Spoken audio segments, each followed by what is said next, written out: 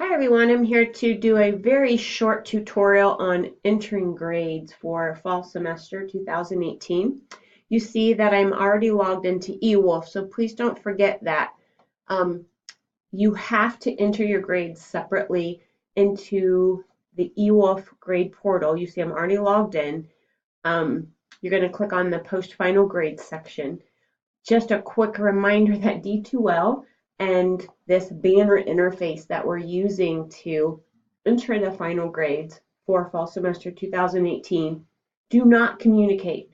So if you have your grade books all the way caught up, posted for your students at the end of fall semester, that's great. They can see how they've earned their grade, but you have to do this extra data entry to actually submit your grades to the college.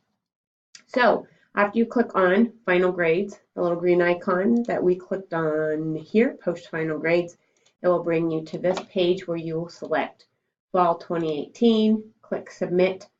I didn't teach this semester, so I can't show you the next page, but I can walk you through it and just talk to you very quickly about it.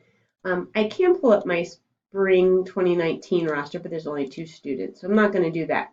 When you click Submit, you're going to see the classes that you're teaching for the semester, so you'll go into each class separately and enter each student's earned grade. There is not a need for you to click submit every time you add a grade for a student, a letter grade, an A, a B, a C, whatever. Just enter them all.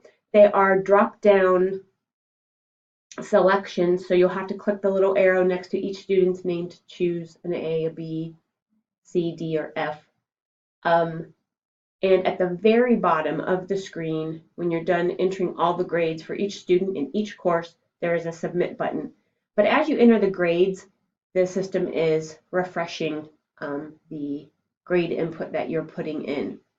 If you make a mistake prior to the deadline, you can log back in and change the date. The deadline for submitting grades this semester are Friday, December 14th by 12 p.m. So if you make a mistake, you can go back into your fall semester courses, go into the specific course where you need to make the change the grade, and resubmit. Also, you may not enter an an incomplete grade, unless you have completed an incomplete agreement with the student prior to the end of the semester. And so, today is November 14th. You're getting this tutorial a month in advance.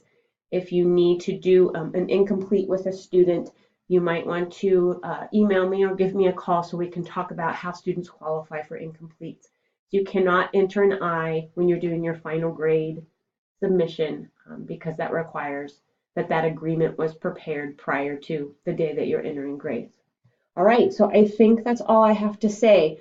Sorry, I couldn't show you a little bit more about the grades, but I'm not teaching this semester, so it's hard for me to show you all that input. But and the instructions from before are too old and they haven't been updated by folks. So this is kind of just a little bit of instruction for you on the grades. And if you have any questions at all, I'd be happy to walk you through the process, even over the phone.